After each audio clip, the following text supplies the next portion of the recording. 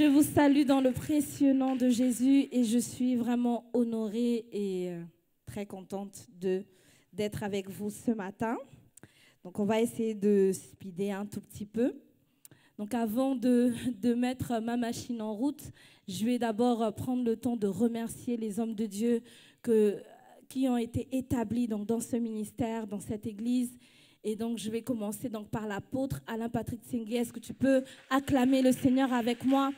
Le visionnaire de ce ministère, mon père, mon mentor, mon life coach, alléluia, qui est du côté de ASUR Lyon ce matin, qui est du côté même de Lyon, même depuis, je crois, mardi soir, mercredi. Donc, ils ont fait les travaux. Je ne sais pas si vous avez remarqué les petites vidéos qui ont été mises sur Facebook hier. La nouvelle salle de Lyon qui est très, très belle. Amen. Et donc, voilà, je vous encourage vraiment à continuer à prier pour cette église, pour que Dieu continue de faire ce qu'il a commencé de faire. Et je vais aussi remercier le Seigneur donc pour le pasteur Paulette Tsingué. Est-ce que vous pouvez acclamer le Seigneur pour elle, pour la femme de Dieu de cette maison, pour le pasteur principal, cofondatrice de l'ASUR les ministères. Amen. Ma mère, ma life coach aussi, mon mentor aussi et aussi une femme de Dieu que je suis beaucoup. Amen. Et je voudrais aussi donc remercier le Seigneur pour mon très cher mari, le pasteur Isaac. Alléluia, n'est-il pas beau quand il fait sa petite mine? Là, j'aime bien.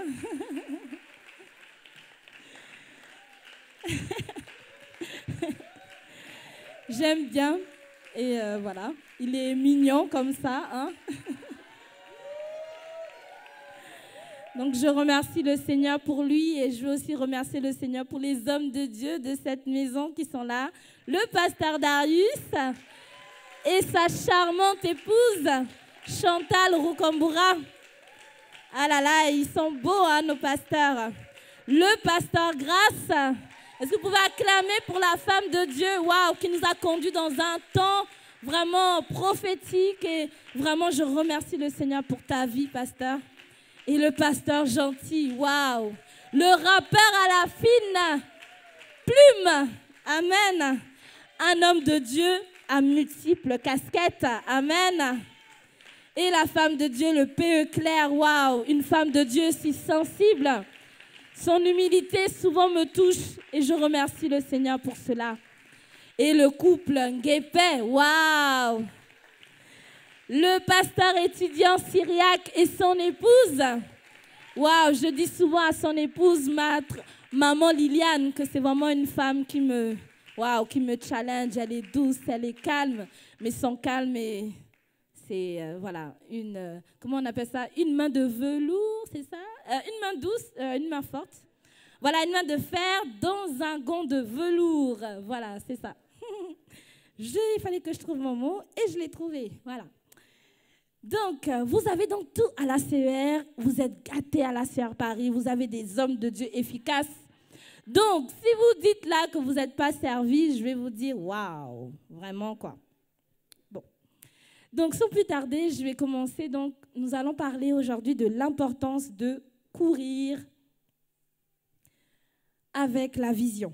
Et j'avais même rajouté courir derrière la vision. Voilà, les deux m'ont beaucoup parlé. Et donc, c'est pour ça que j'ai mis donc ça, l'importance de courir avec la vision et derrière la vision. Amen. C'est important d'avoir une vision. Nous le voyons dans Habakkuk 2. 1, déjà, Habakkuk 2, 1. Habakkuk 2, 1. Ah là là, on est tellement dans le speed que là... Est-ce que quelqu'un a trouvé pour moi? Je ne me rappelle même plus où est Habakkuk. Mon Dieu, c'est chaud. Qui a trouvé? Ah, ça a affiché, merci. Donc, j'étais à mon poste et je me tenais sur la tour. Je veillais pour voir ce que l'Éternel me dirait. Vous voyez? Je veillais pour voir ce que l'Éternel me dirait et ce que je répliquerais après ma plainte. Est-ce que vous pouvez continuer? L'Éternel m'adressa la parole et il dit, « écris la prophétie. Grave-la sur des tables afin qu'on la lise couramment. Ensuite, car c'est une prophétie dont le temps est déjà fixé. Elle marche vers son terme et elle ne mentira pas. Si elle tarde, attends-la, car elle s'accomplira certainement. Waouh! Désolée, hein, je suis professeure de français, donc je vais parfois utiliser des termes qui sont, mais j'aime bien la répétition. Elle s'accomplira certainement. 2 fois, on le dit. Répétition. Et souvent, il y a une figure de style qu'on appelle, je crois, l'anaphore. Même, il y a aussi la cataphore aussi. Mais c'est une figure de style qui insiste. C'est une figure de style qui est là pour toujours nous remettre en question l'importance, pour attirer en fait notre attention. Et là, ici, dans ce verset, il attire notre attention sur le fait qu'elle va s'accomplir. Mais déjà, on voit bien l'attitude du prophète Habakkuk. Il dit bien qu'il est là, il veille, afin de voir ce que l'Éternel va dire. C'est important. La vision est importante. La vision, en fait, même la parole de Dieu dit, un peuple sans vision est un peuple sans frein. Si je peux même dire ça, un chrétien sans vision est un chrétien qui ne va nulle part. Un chrétien sans vision est un chrétien qui il ne sait pas où il va. Parce que sans frein, c'est tu ne sais pas où tu vas. Il n'y a rien pour te retenir. Il n'y a rien pour te cadrer. Parce que la vision nous cadre. La vision nous discipline. La vision nous canalise. Si tu n'as pas de vision, tu n'es pas canalisé. Si tu n'as pas de vision, tu n'es pas discipliné. Si tu n'as pas de vision, tu ne sais pas où tu vas. Amen. C'est pour ça que même quand vous joignez un ministère, il faut connaître la vision. Il y a une vision, on connaît la vision de la sœur, les ministères. Mais c'est important que vous aussi, en tant que chrétien, vous ayez une vision pour savoir que cette vision, elle est contenue dans la vision de la sœur, les ministères. Amen. Si vous n'avez pas de vision, vous ne pourrez pas connaître la vision de la sœur, les ministères. Vous ne pourrez pas la prendre pour vous-même. Si vous ne la connaissez pas, si vous ne connaissez pas votre vision à vous, si vous ne connaissez pas, vous ne pourrez pas voir que dans la vision de la sœur, les ministères, il y a votre vision. Amen. Parce que quand Dieu vous greffe à un arbre, c'est que vous avez des points de ressemblance, vous avez des points de contact, vous avez des points en commun. Amen. Donc, si vous êtes dans cette maison, c'est que votre vision est contenue dans la vision de Assuer les ministères. C'est pour ça que c'est important d'avoir une vision. Amen. Donc, c'est ce qu'on va voir en grand 1, avoir une vision, avoir un but, avoir un projet, avoir quelque chose qui nous focalise, qui nous discipline. Amen. Donc, pour pouvoir avoir une vision, il faut le faire dans la prière. Amen. Nous avons appris la semaine dernière qu'entendre la voix de Dieu permettait de dynamiser notre relation avec Dieu. Si tu ne peux pas entendre la voix de Dieu, tu ne peux pas avoir une vision, tu ne peux pas avoir un projet, tu ne peux pas avoir quelque chose. Et je peux même vous dire que des fois, quand on est dans le monde, vous avez une vision. Mais parfois, quand on vient dans la maison de Dieu, quand on devient chrétien, on doit faire passer cette vision par le fil de la parole de Dieu, par le fil de la prière, en confrontant avec ce que Dieu nous dit. Parce que des fois, ces deux visions-là ne sont pas compatibles. Comme dit notre apôtre, il faut mourir à soi. Donc parfois, tu as une vision. Quand tu étais dans le monde, tu avais une vision, tu avais un but, tu avais un projet. Mais maintenant que tu es venu à Christ, quel est le projet que Dieu te donne? Quelle est la vision que Dieu te donne? Peut-être que la vision qui était dans le monde, peut-être que cette vision-là que tu avais, peut-être c'est la bonne vision, mais qu'elle doit être encore sanctifiée, qu'elle doit être encore purifiée, qu'elle doit être encore, passer encore par le filtre. Mais c'est important de se poser la question. C'est important, comme dit la parole de Dieu, quand deux hommes veulent marcher ensemble, ils s'assoient d'abord. Et s'asseoir ici, le symbole de la prière. Je m'assois, je me concerte avec le Seigneur. Seigneur, maintenant que je suis venu à toi, maintenant que je suis là, quel est le projet que tu as pour moi? Quel est le but que tu as pour moi? Est-ce que tu t'es déjà posé la question? Est-ce que tu peux demander à ton voisin, est-ce que tu as un but dans ta vie? Est-ce que tu as une vision? Parce que des fois, on est assis, on ne sait pas. On est là, on vient juste, c'est boulot, métro, dodo, et puis église. Et puis après, on repart faire sa vie. Boulot, métro, dodo, église. Boulot, métro, dodo, église. Boulot, métro, dodo, église. Mais on ne réfléchit pas. Et c'est pour ça que des fois, il y a certains chrétiens qui sont dépressifs. Certains chrétiens, bon, après, je ne dis pas que c'est seulement à cause de ça. Mais c'est l'une des choses qui peut faire que parfois, vous ne savez pas. Vous avez Christ, vous avez le Seigneur dans votre vie, mais vous ne savez pas. Pourquoi vous vivez, pourquoi vous êtes là, pourquoi vous êtes devenu chrétien, vous ne savez pas. Vous êtes là, vous venez à l'église, vous n'avez pas de but, vous n'avez pas de projet. Et après, c'est comme ça. Quand il y a quelque chose qui se passe dans l'église, quand il y a quelque chose qui se passe, vous vous découragez facilement, vous restez à la maison parce que vous n'avez pas de but, parce que vous n'avez pas de projet, parce que vous n'avez pas de vision. Vous êtes facilement défocalisable. Vous êtes facilement, on peut facilement vous enlever. Vous êtes comme des roseaux qui êtes poyés à tout vent de doctrine parce que vous n'avez pas de vision, vous n'êtes pas fixé, vous n'êtes pas discipliné. Et c'est important. La vision nous discipline. Ce n'est pas nous qui disciplinons la vision, mais la vision doit nous discipliner. Amen. La vision doit nous discipliner. Comme disait l'apôtre, quand il a eu la vision, il a dû mourir à ses anciens projets. Il a dû mourir à ce qu'il voulait faire avant. Il voulait devenir avocat, il a dû mourir à ça. Parce qu'il a adopté la vision de Dieu. Et vous n'avez pas le choix. Vous n'aurez pas le choix. Quand vous adoptez la vision de Dieu, vous devez mourir quelque part. Vous devez mourir à vous-même. Vous devez mourir à vous-même. Vous devez abandonner certaines choses qui ne rentrent pas dans la vision que Dieu vous a donnée. La prière est importante pour acquérir cette vision. La parole de Dieu est importante. Oui, c'est vrai, il faut avoir un réma, mais le réma s'acquiert au travers de la parole de Dieu, qui est le logos.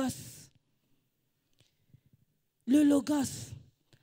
Au travers du logos, Dieu vous révèle votre réma. Dieu vous donne une parole particulière. Dieu vous parle particulièrement. Dieu vous donne une directive au travers de son logos. Parfois, les gens, comme disait le pasteur Paulette la semaine dernière, ils font des prophètes leur référence.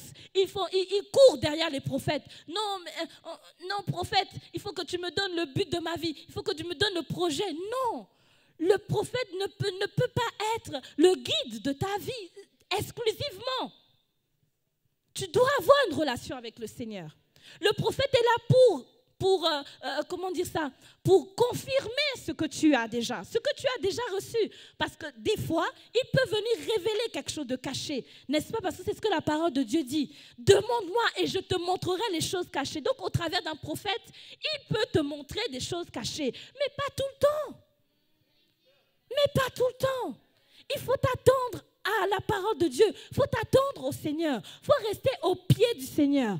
Ésaïe 50, j'aime beaucoup ce verset. Je vous assure, quand j'ai commencé à expérimenter l'onction prophétique, l'onction du ministère prophétique, ce verset m'a beaucoup parlé dans ces Ésaïe 50, verset 4. Le Seigneur, il est là. Le Seigneur veut te parler, mais des fois, on dit qu'on n'a pas le temps. Mais l'apôtre nous a donné des petits topos, 15 minutes. Tu prends 15 minutes le matin, 15 minutes à midi, 15 minutes le soir. Après, tu auras plus, parce que plus, comme on dit, l'appétit vient en mangeant. Plus tu manges, plus tu auras faim. Plus tu pries, plus tu auras faim de Dieu. Ésaïe 50, verset 4, le Seigneur, l'Éternel, m'a donné le langage des disciples pour que je sache soutenir par la parole celui qui est fatigué. Regardez après, il éveille chaque matin. Il éveille mon oreille, anaphore. Répétition. C'est en début de mot, c'est en début de vers. Il éveille chaque matin. Il éveille mon oreille. Donc, il m'éveille chaque matin. la répétition, l'habitude, chaque matin. Ce n'est pas un peu, ce n'est pas souvent. On dit chaque. C'est quelque chose de régulier, chaque matin. Et même là, comment on dit ça? Cette version-là, matin après matin. Vous voyez? Matin après matin. Dieu est là, il t'attend ce matin. Il t'a attendu.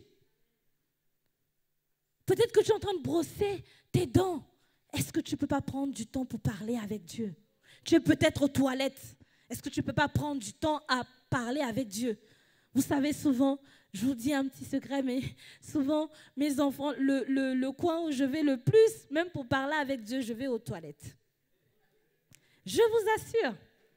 Parce que je ne suis libre, quand je suis à la maison, en tout cas, quand je suis avec les enfants, ils me suivent partout.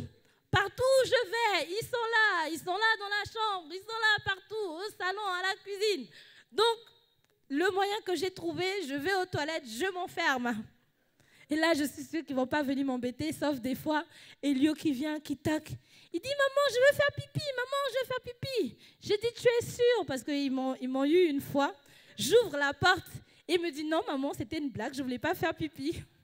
Bon, la deuxième fois, ils ne m'ont pas eu. Là, j'ai bien fermé la porte. J'ai dit, je ne t'ouvre pas, va faire pipi dans la douche.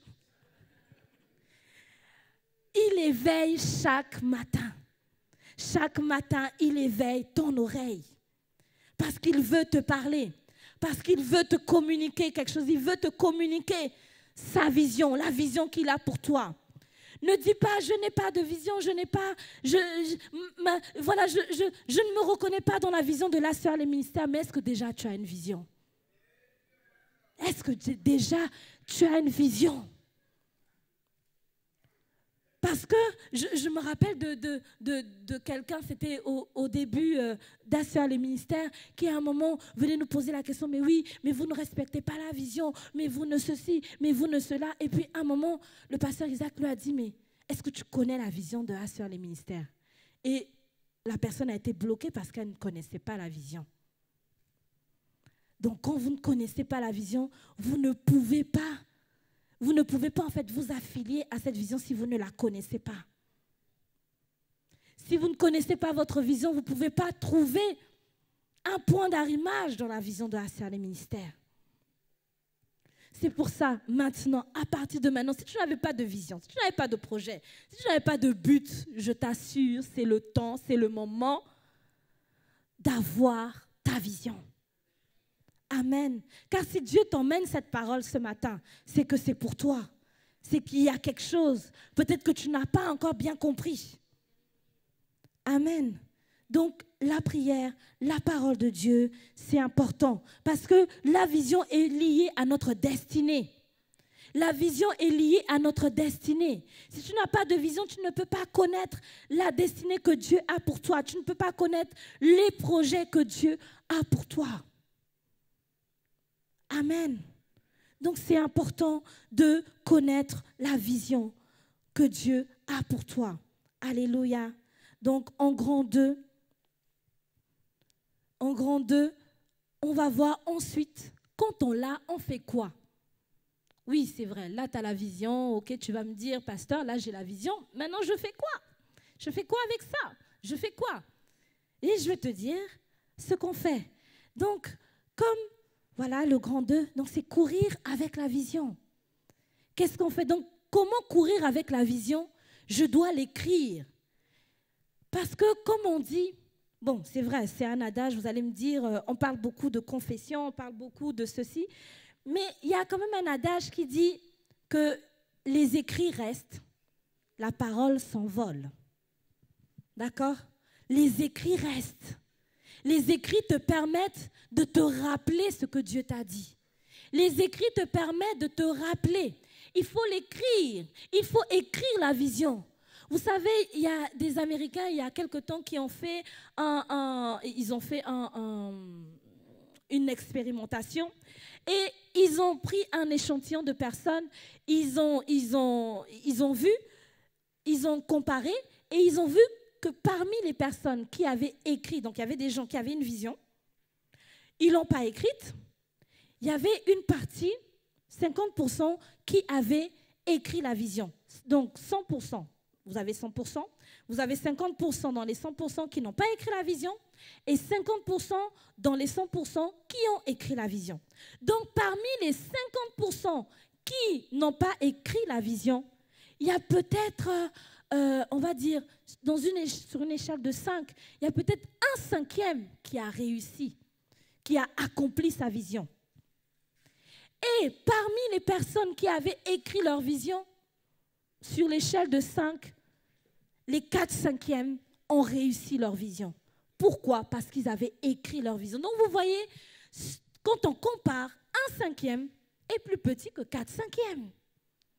Donc ça veut dire quoi? Il faut écrire pour que ce soit précis, pour que vous l'ayez. Parce que des fois, la vision, elle peut comment dire ça? Être progressive. C'est-à-dire, Dieu peut vous dire quelque chose au début et après, il va rajouter des choses. Il va rajouter des choses. Il va rajouter. Mais déjà, si vous n'avez pas le début, vous aurez comment la fin?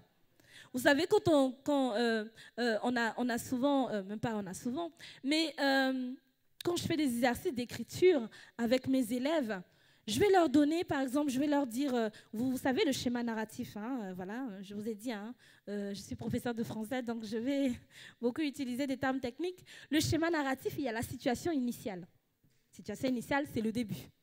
Donc, on vous situe le personnage, on vous situe qui il est, on vous situe aussi, voilà, ce qu'il est, peut-être quel est son problème. Ensuite, il y a l'élément perturbateur qui va venir perturber cette personne par rapport à ce qu'elle veut. Après, il y a les péripéties. Ah, ça vous rappelle quelque chose, hein? Il y a les péripéties. Après les péripéties, il y a l'élément de résolution. Après l'élément de résolution, il y a la situation finale. Amen. Mais si tu n'as pas de situation finale, si tu n'as pas de situation initiale, comment tu vas arriver à l'élément perturbateur? Si tu n'as pas d'élément perturbateur, comment tu vas arriver aux péripéties? Si tu n'as pas de péripéties, comment tu vas arriver à l'élément de résolution? Et si tu n'as pas l'élément de résolution, comment tu vas arriver à la situation finale? Donc vous voyez, s'il manque quelque chose, vous n'arriverez jamais parce qu'il n'y aura pas de situation finale. Donc des fois, vous avez des élèves qui vous rendent une copie, il n'y a pas de situation initiale. Mais comment tu as construit ta rédaction?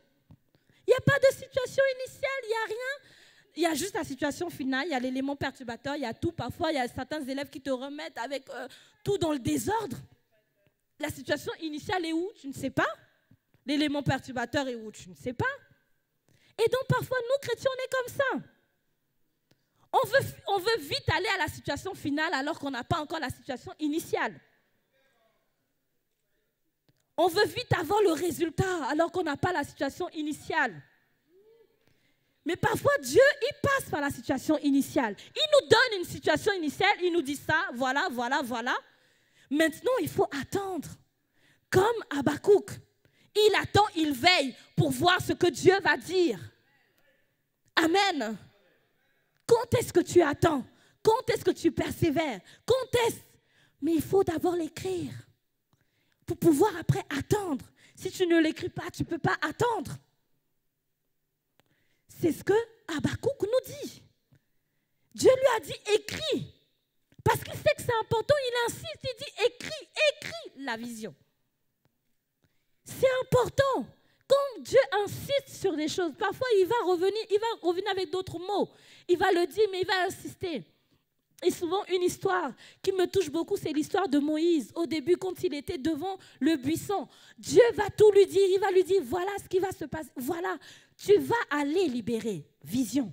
Mon peuple, libérateur. C'est ça la vision. Mais regarde, Pharaon va être obstiné. Mais il ne lui a pas dit les étapes. Il ne lui a pas donné les étapes. Il lui a juste dit, situation initiale. Tu auras un élément perturbateur. Après, je ne te donne pas les péripéties, je ne te donne pas l'élément de résolution, je ne te donne pas la situation finale. Mais tu sais déjà qu'il y a une situation initiale et qu'il y a un élément perturbateur. Et regardez, quand vous regardez Moïse, il va avec ça. Malgré ce que Dieu lui a dit au début, il commence à douter. il se dit, mais Seigneur, tu m'as envoyé Pharaon à bouder, en fait. Je ne comprends pas. Je ne comprends pas. Et Dieu, dans sa miséricorde, il vient lui redire, il lui dit, mais je t'avais dit qu'il allait bouder. Je te l'avais dit. Mais pourquoi Dieu le redit? Parce qu'il avait déjà dit initialement. Dieu ne peut pas se répéter s'il n'a pas déjà un élément initial. Il va se répéter sur quelle base? Si tu ne lui fournis pas la base. Amen. Nous devons l'écrire. Nous devons l'écrire. Parce que c'est la vision qui nous transforme. Regardez Moïse. Au début, il va dire à Dieu, non, je ne sais pas parler, non, c'est bon, non, je ne veux pas, je ne parle pas. Ok, Dieu lui a dit, bon, ok, c'est Aaron qui va parler à ta place. Mais regardez ce qui s'est passé. Premier fléau, Moïse n'a pas parlé. Deuxième fléau, Moïse n'a pas parlé. Mais il a commencé à parler à partir du troisième fléau. La vision l'a transformé. La vision l'a challengé. Parce qu'il y a un feu qui brûle en vous, qui vous transforme. Sinon, en fait, une vision ne vous laisse pas indemne. C'est-à-dire, il doit avoir un début, il doit avoir une fin. Vous ne devez pas être la même personne au début qu'à la fin. Ça doit vous changer. La vision doit vous challenger, la vision doit vous booster, la vision doit vous brûler, la vision ne doit pas vous laisser, indemne en fait. La vision doit vous challenger. Non, il y a quelque chose qui ne va pas. Je ne peux pas laisser les choses comme ça. La plupart des personnes qui ont réussi, ce sont des personnes qui ont vu un problème et qui ont apporté la solution. Et parce qu'elles ont apporté la solution, elles ont été transformées. Amen. David, Dieu l'a tiré derrière les moutons. Mais qu'est-ce qui s'est passé pendant 40 ans? Dieu l'a transformé. Dieu l'a transformé à cause de la vision de royauté. Parce qu'il devait être roi. Dieu a dû le former pendant 40 années. Et ça, vous ne devez pas l'oublier. Qu'après la vision, il y a un temps de préparation. Vous écrivez votre vision. Ok. Mais après, qu'est-ce qui se passe? Il faut attendre, il faut patienter, il faut être transformé par la vision que Dieu vous donne. Si tu n'es pas transformé, c'est qu'il y a un souci avec ta vision. C'est qu'il y a un souci avec ta vision. Tu l'écris et après Dieu te prépare. Dieu a préparé Moïse, Dieu a préparé David, Dieu a préparé Joseph. Dieu te prépare aussi. Tu as une vision. D'accord, mais là tu es dans le temps de préparation. Et à certains d'entre nous, nous sommes dans le temps de préparation, mais des fois on ne le reconnaît pas. Mais il faut le reconnaître parce que vous savez qu'après avoir écrit la vision, il faut l'attendre. C'est ce que Habakkuk dit. Attends-la patiemment. Attends-la. Il y a une attitude à avoir dans la vision. Il y a une attitude à avoir. Il y a une attitude à avoir. Tu dois l'attendre patiemment. Tu dois rester positionné sur ce que Dieu t'a dit. Tu ne dois pas être défocalisé. Et même déjà, personne ne peut te défocaliser parce que c'est la vision qui te transforme. C'est la vision qui te fait vivre. Parce que quand tu te lèves, tu as la vision. Parce que tu l'as écrite. Tu l'as peut-être placardée sur le mur de ta chambre. Et donc quand tu te lèves, tu vois la vision. Tu dis non Seigneur, tu m'as élevé, je suis né pour être prophète des nations. Je suis né pour apporter une parole de libération. Je suis né pour apporter une parole de liberté, de délivrance. Alors, même si pour le moment je n'y suis pas encore, mais je sais que certainement cette parole va s'accomplir. Amen. Si Dieu t'a dit que tu devais ouvrir une boutique, un magasin ou avoir des affaires, même si maintenant tu es en train de travailler, tu es en train de trimer derrière les copies, Dieu te dit que le temps arrivera certainement où cette affaire que Dieu t'a donnée va s'accomplir. Mais attends-la patiemment. Et pendant la préparation, qu'est-ce qu'il faut faire? Il faut se préparer.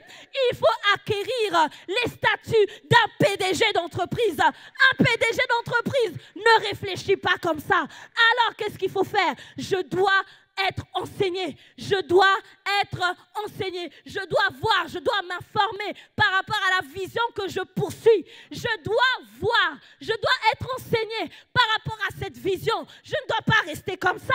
Je ne dois pas rester assise, mais je dois rester derrière la vision. Derrière la vision, courir avec la vision, courir avec cette vision, être enseigné par rapport à ce que je poursuis. Parce qu'il y a certains qui ne sont pas transformés par la vision. Ils veulent être PDG d'une entreprise, mais ils ne savent pas comment un PDG se comporte.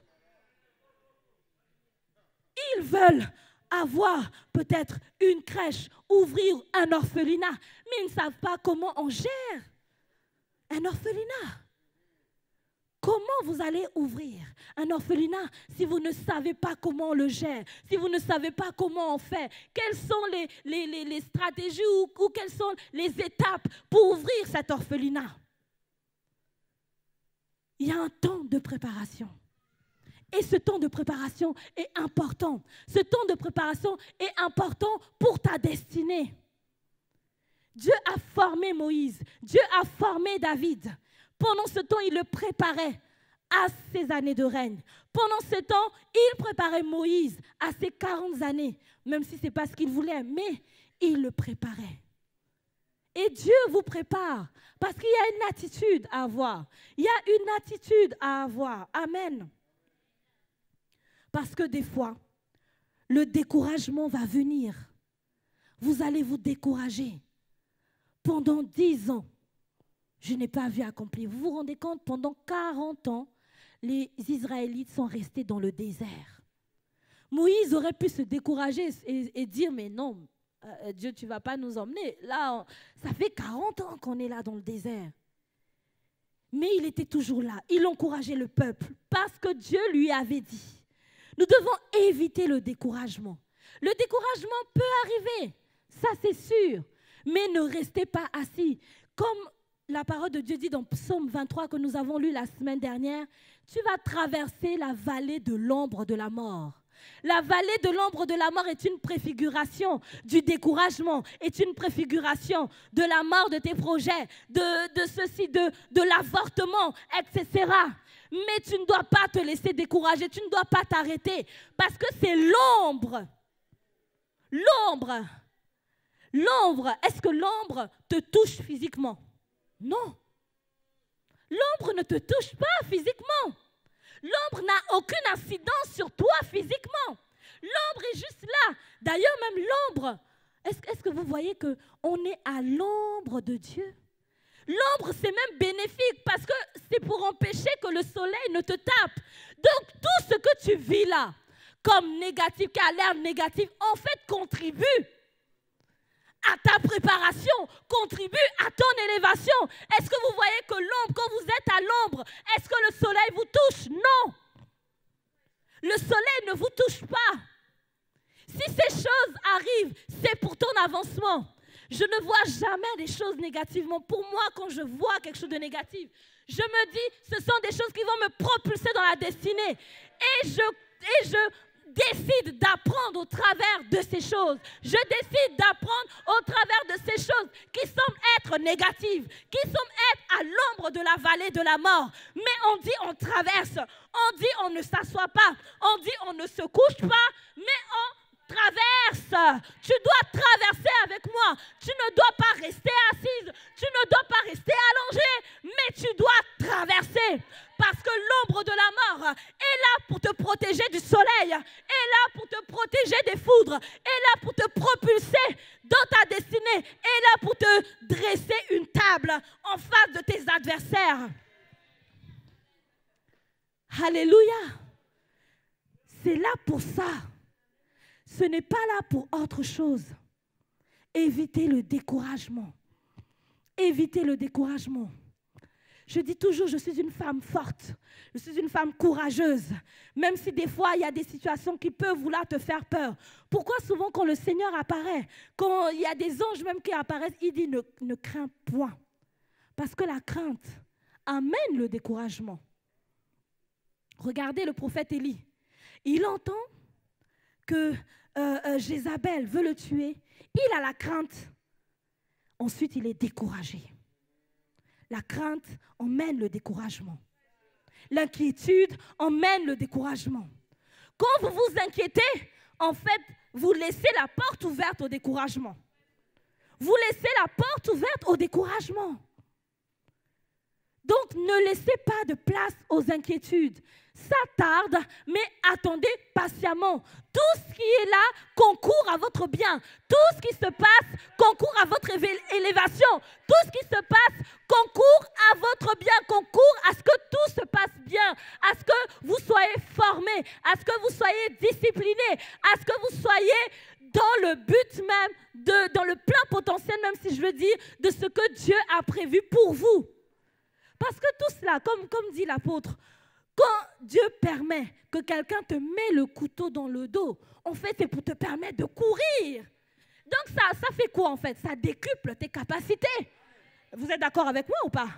Hein, quand il y a un chien derrière qui te poursuit, j'avais entendu même l'histoire de quelqu'un il y avait un chien, c'était même au Gabon, hein, même. Il y avait un chien qui le poursuivait et il y avait un mur comme ça. Le gars, il ne sait pas comment il a fait, mais il a traversé le mur. Et c'est après, quand il est là, mais il regarde, mais il dit, non, c'est moi qui ai traversé ça. Mais parce qu'il avait tellement peur que le chien le morde, qu'il a couru plus vite, il ne s'est même pas rendu compte, il s'est débrouillé et puis il s'est retrouvé de l'autre côté. Donc, vous voyez, ça vient pour décupler vos capacités.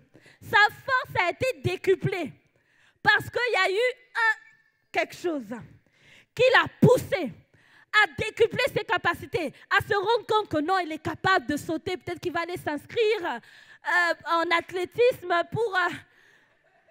il a décuplé ses capacités. Amen. Et quand vous lisez même la plupart des histoires, pas des hommes de Dieu, mais des personnes qui ont réussi, même du Usain Bolt et tout, ils vous disent que parfois c'est dans des moments difficiles que la vision est venue. Ils ont couru avec la vision et ils n'ont pas lâché. Regardez par exemple, comment il s'appelle, Michael Jordan.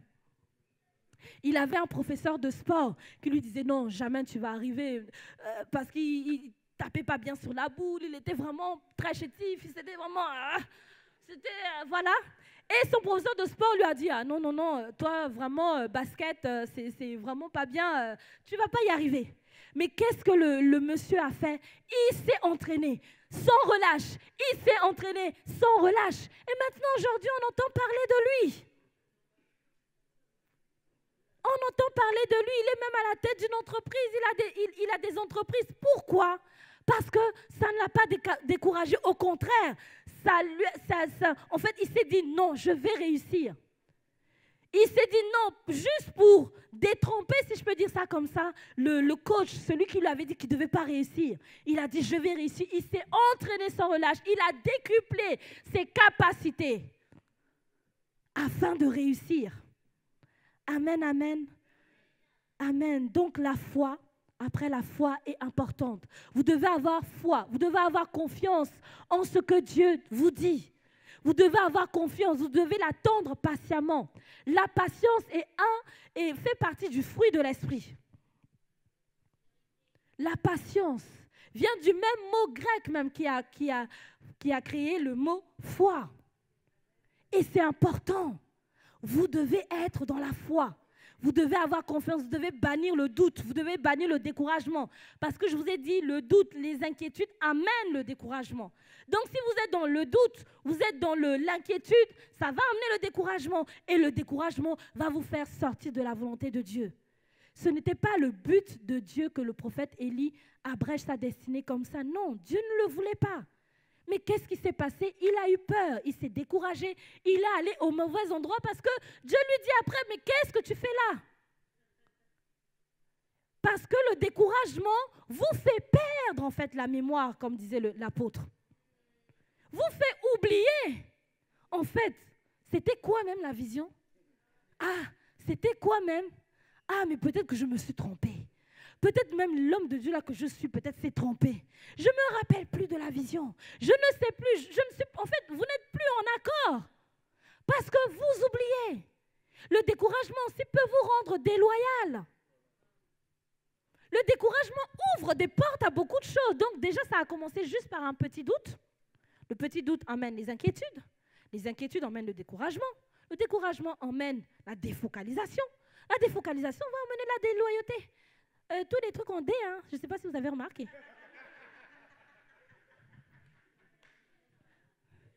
Donc, je ne sais pas si vous avez remarqué. Hein.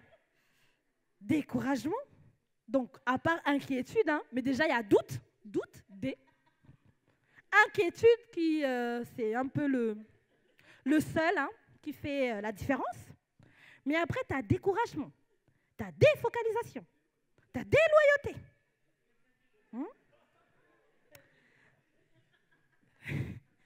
Donc, c'est important de commencer à ne pas avoir de doute ni d'inquiétude. Parce que quand vous avez la foi, vous croyez en ce que Dieu dit, vous fixez vos yeux sur la vision, vous courez vers la vision. Et Dieu attire les bonnes personnes. Dieu a attiré à David les 40 brigands, on les appelait avant. Mais après, on a changé leur nom en 40 vaillants guerriers. Pourquoi? Parce que David était un visionnaire. David avait la vision.